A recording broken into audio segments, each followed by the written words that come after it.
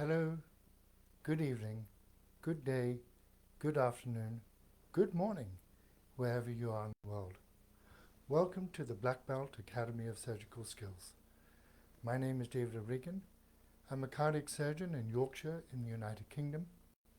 I'm the director of the Faculty of Surgical Trainers for the Royal College of Surgeons of Edinburgh, and I'm a visiting professor at Imperial College London. Sorry about the slight delay starting this evening. Facebook decided not to ignite when I hit live and had to restart, so apologies. I'd like to thank my 2,963 followers from across the globe.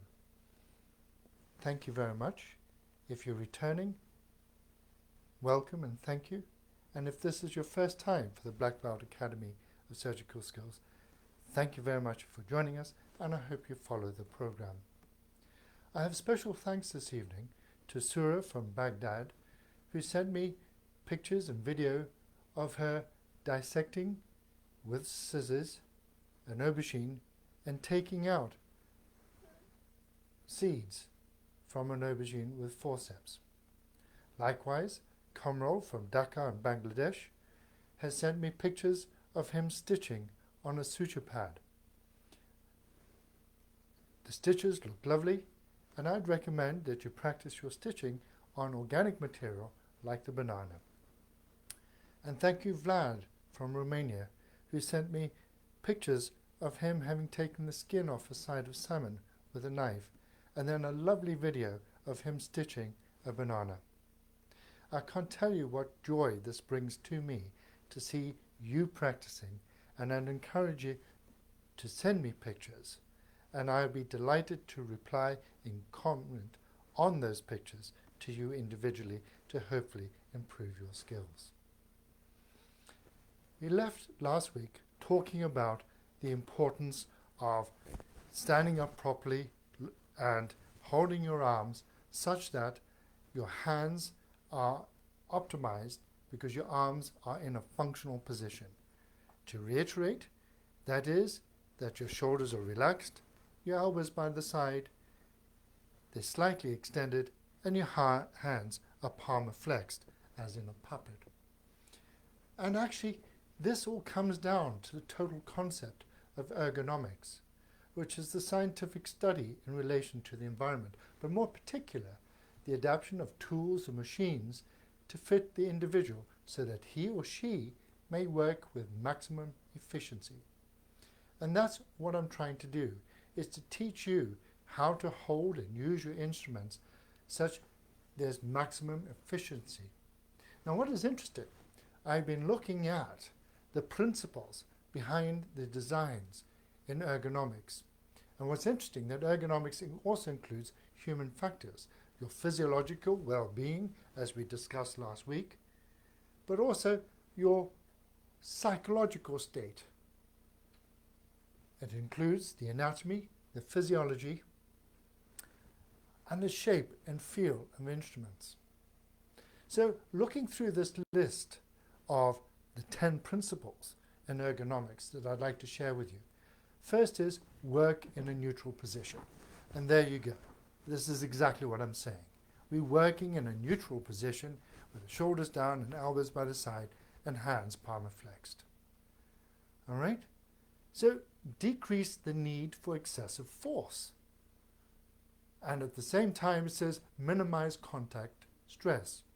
So I put it to you that standing in this position, as we said last week, isolates the intrinsic muscles of the hand and removes these major muscles, the flexor pollicis longus and flexor digitorum profundus, from the work of your forearm.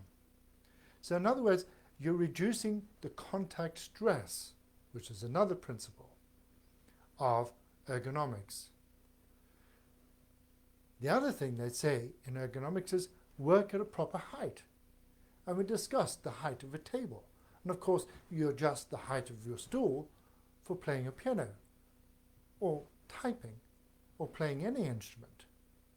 Or you see online many gadgets to enable you to put a computer at a height where you're standing or sitting on a couch, because it's ergonomics that is there. And the reason to do this is to minimize fatigue, as we talked about. Standing for long periods of time with your elbows extended, shoulders round and fixed, you're causing a lot of fatigue. Keep the material within easy reach is another principle. And of course, having a magnetic mat on the patient to put your instruments on there is important. Where the scrub nurse is and where the trays are is important, because it's important the ergonomics are applicable to her. But for me to have a scrub nurse to my right, as a right-handed person, to put my hand out to the right and have an instrument put in my palm, I can proceed. The next one amused me was leave adequate clearance. And I think of that theatre light that comes down, and certainly when taking the internal mammary artery, it is down low, and unfortunately on occasion have caught the scrub nurse and other people with the theatre light. So adequate clearance. The next principle, keep the environment comfortable. Now, the temperature in theatre, particularly in summer in the UK, and humidity, I've seen up at about 60 degrees with humidity approaching 65%. Actually, for infection control, that now becomes dangerous. But to operate in those environments, in the heat and the humidity, becomes difficult. And lastly, which my sensei Chris Caddy mentioned after watching last week, is move and stretch throughout the day. And we've been chatting about this and will produce guidelines on how you can move and stretch throughout the day. So, in essence, the way you stand, the way you address the table is all about bringing your hand to work. And I've been enjoying this book by Richard Sennett called The Craftsman, and there's chapter 5 on the hand, which is fantastic. Technique has a bad name because it's soulless. That is not how people whose hands become highly trained view technique. For them, technique will be intimately linked to expression. So when you think about it, when you pick up tools, you work on the feel of the tools. So I think of my father-in-law teaching my son how to use a saw, and the handle feels nice, but you use the saw at the right angle, pushing down to cut, relax, pulling back, pushing down to cut. The mason will use a trowel for picking up mud, putting it down, using the edge, spreading it, making it perfectly designed with a lovely ergonomic handle. Too often you see people with a hammer banging like that, using their forearm to bang, whereas the hammer should be used as a moment and a fulcrum. And a little trick for you, if you wish to avoid hitting your finger with a nail, take a comb, put the nail in the comb, and now you can let the weight of the hammer and the tool do the work for you. But if you're not into DIY and tools, think about sport. You pick up a tennis racket and you say, oh, that feels nice, and it's a good feel, and you have to hold it properly. I've mentioned previously in golf, you pick up a golf club, and it's the lightness of touch that picks up the golf club and enables you to swing. But of course in martial arts, in my hobby, is the katana. And the katana, although it's a sword used for slicing people in half, it is the working blade that slices, and when you swing it as if casting a fishing line, and you let the blade do the work for you. And as you're holding it, you're not gripping it tight, you're balancing it between your hands and fingers and balancing it off. To great effect, I might add. And that is where this whole concept of the intelligent hand comes in. The image of the intelligent hand, continued in this book by Richard Sennett, appeared in the Sciences as early as 1833, when Charles Bell published The Hand. He was a devout Christian, and he believed the hand came from God, the Creator, perfectly designed, fit for purpose limb like all his works. Bell accorded the hand a privileged place in creation, using various experiments to argue that the brain receives more trustworthy information from the touch of the hand than the images of the eye, the latter so often yielding false, misleading appearances. Now, a little philosophy of mine is that the eye is the most advanced senses, but the eye is also the source of most of the prejudice we have in the world. You cannot ignore feel. Darwin dethroned Bell's belief that the hand was a timeless in form and function, and he surmised that the brains of apes became larger as their arms and hands were used for other purposes than steadying the moving body. With greater brain capacity, our human ancestors learned how to hold things in their hands, to think about what they held, eventually shape the things they held. Man apes could make tools. Humans make culture. And I think of going around my father-in-law's workshop, picking up these tools, and he recently bought a fabulous tool. He bought it because it felt good. But when you pick this tool up, it does feel good, and there's a sense of joy in using it. There's an emotive element to it. And that is what makes culture. So the whole thing, as my sensei colleague, Chris Caddy, who's a hand surgeon, will know, and was described by the modern philosopher and medical doctor Richard Tallis, the whole thing and the uniqueness of the human hand comes down to the thumb and the trapezio-metacarpal joint. As in chimpanzees, the joint is composed of interlocking concave and convex circles, which form a saddle. The difference between ourselves and a chimpanzee is that the saddle interlocks more in chimpanzees, and this restricts the movement, and in particular prevents the opposition of the thumb and other fingers. So the structural changes in the hand have allowed our species as humans to perfect the grip. And the whole of surgery is not grip, it's prehension. And I use the word prehension with the emphasis, as I've said before, on bringing the palps of your fingers together to feel. Because feel is the most important way of exploring the world. So I'd like to share with you how we go about this. So picking up a common tool is a screwdriver. We're all familiar with a screwdriver, and this is intrinsically related to how we use a needle. Because all needles are made on a circle, on a circumference.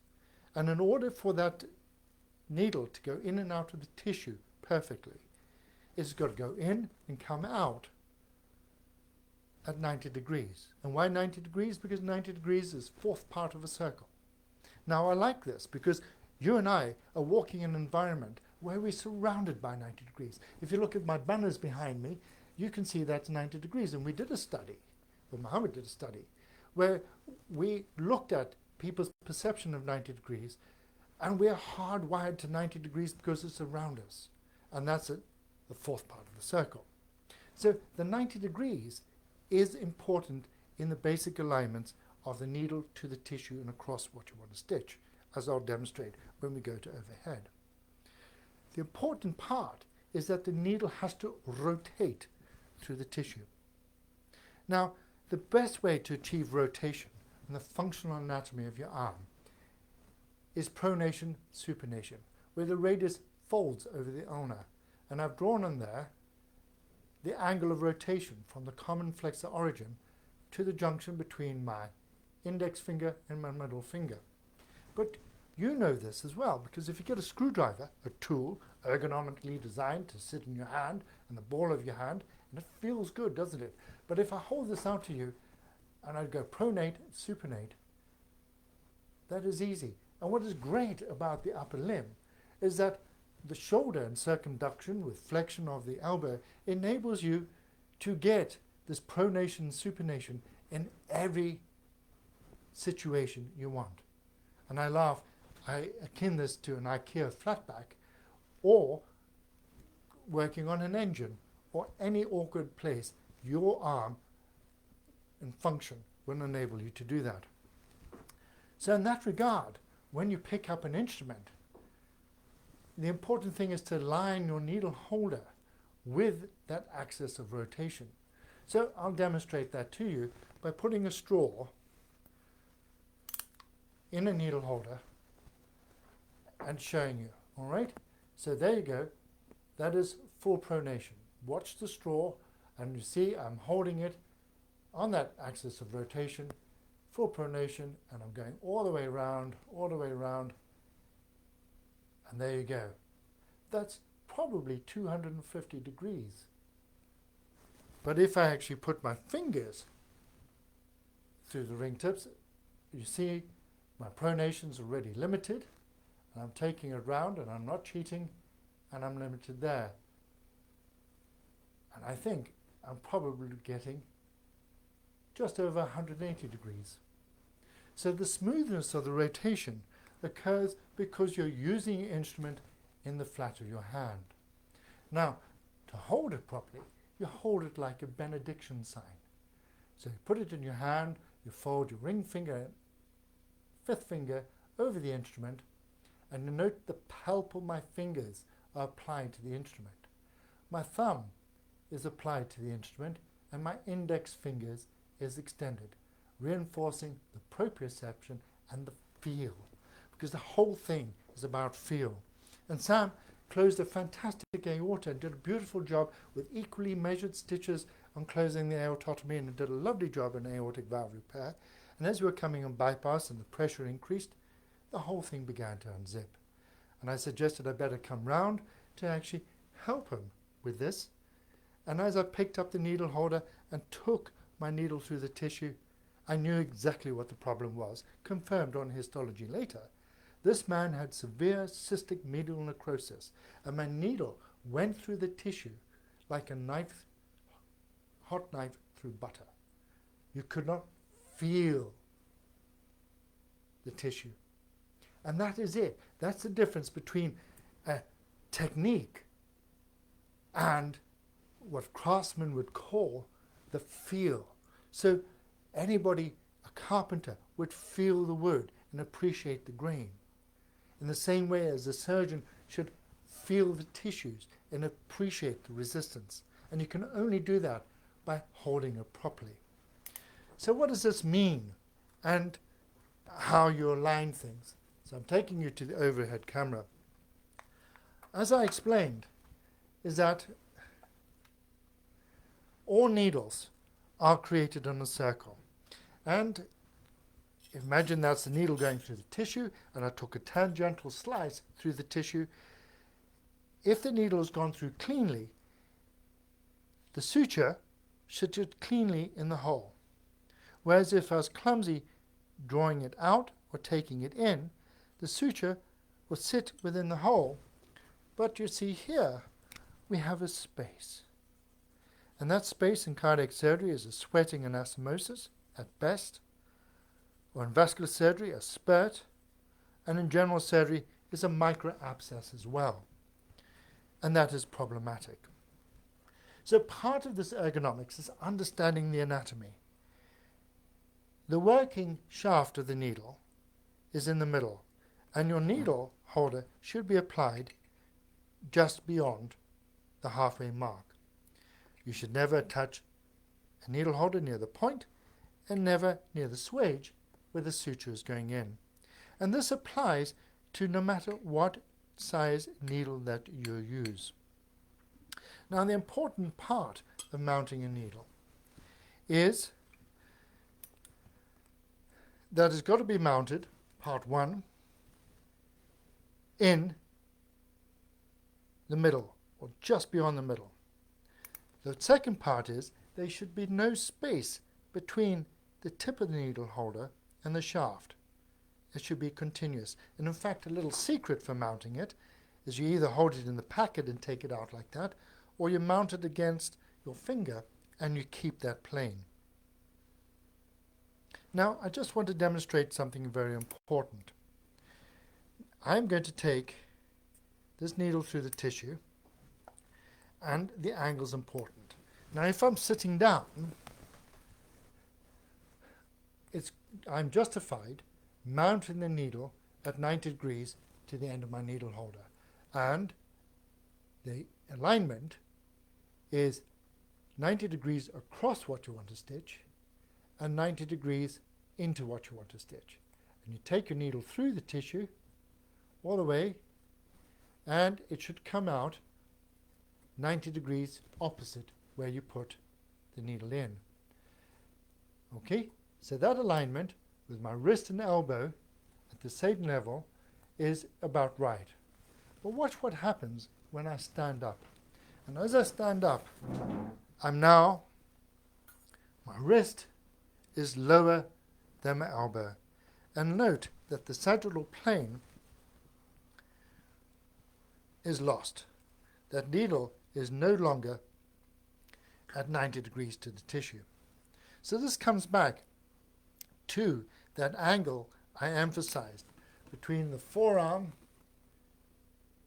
and the horizontal when you're standing with the wrist lower than the elbow. Can you see that angle?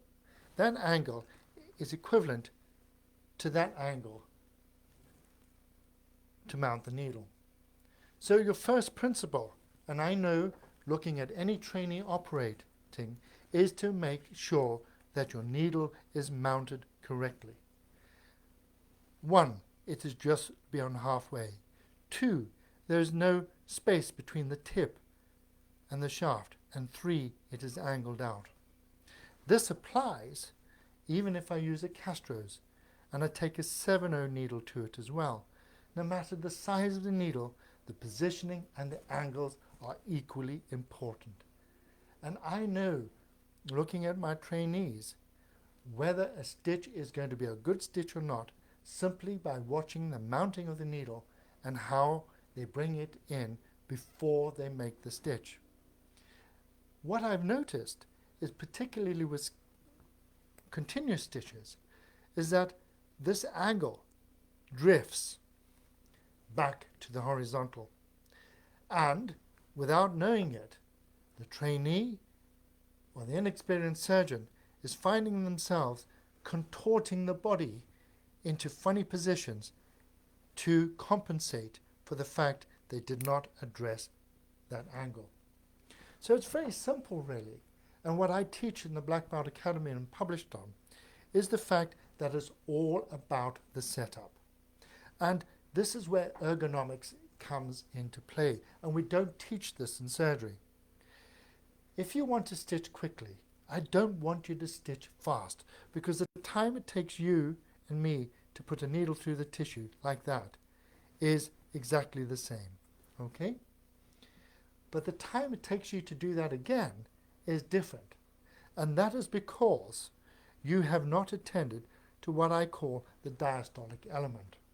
So if you think of a heart in sinus rhythm, and what the beauty of the heart is, it actually rocks in the chest. Atrium, ventricle, atrium, ventricle. And there's a nice rocking moment in the chest like this. But as the heart speeds up, that rocking still happens. And what is effectively happening, as you know from your physiology, that systole, the action, stays the same, but diastole shortens. And when we're teaching surgery, we're focusing so much on the action, we're not focusing on the ergonomics and the setup. And that is why I call my cardiac courses par excellence, because it is thinking of golf, the ergonomics, which is all about setup. So if you want to improve your stitching, each and every time I want you to say to yourself, have you mounted the needle properly? And I've seen some people, they've mounted far too way back. Now the problem with that is, if I demonstrate here, if I mount it too far back, all right, like that, and I try and rotate it round, you see my needle, no way is actually going to hit that potato at 90 degrees. Not at all. So you do need to actually hold it just on the halfway, because now, if I rotate it back, you see the needle now is hitting the tissue at 90 degrees, and I can rotate it through. Now, one last little thing. I said the problem is picking it up afterwards. But the important thing to remember is that if I've taken my needle through the tissue, look, It is coming out at 90 degrees. See that? And I need to deliver it at 90 degrees. And note my delivery is iterative. Pull it out, pull it out, pull it out. So it's just beyond the halfway. Just beyond the halfway. And I can apply my needle holder and continue my rotation to deliver the needle out the tissue. And there, my needle is in the right position with the right angle to continue my stitching.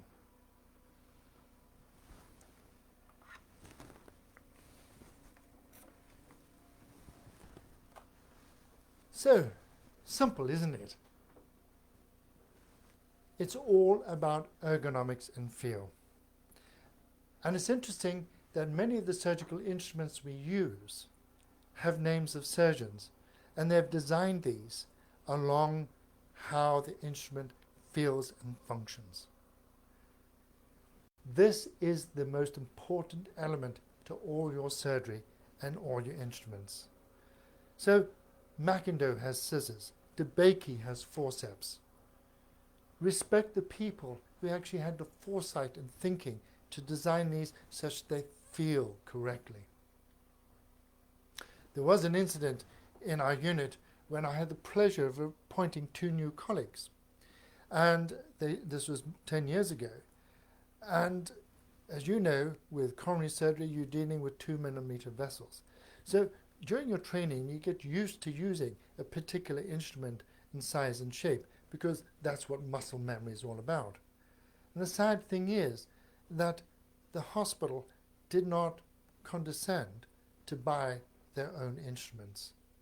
And as the president of the Society of Cardiothoracic Surgeons wrote at the time, this was like asking Rory McIlroy to borrow Tiger Woods' clubs. When you get to that level of fidelity, that feel of the instrument does become very personal. And that feel of an instrument does create emotive feeling. If it feels good, there's a joy.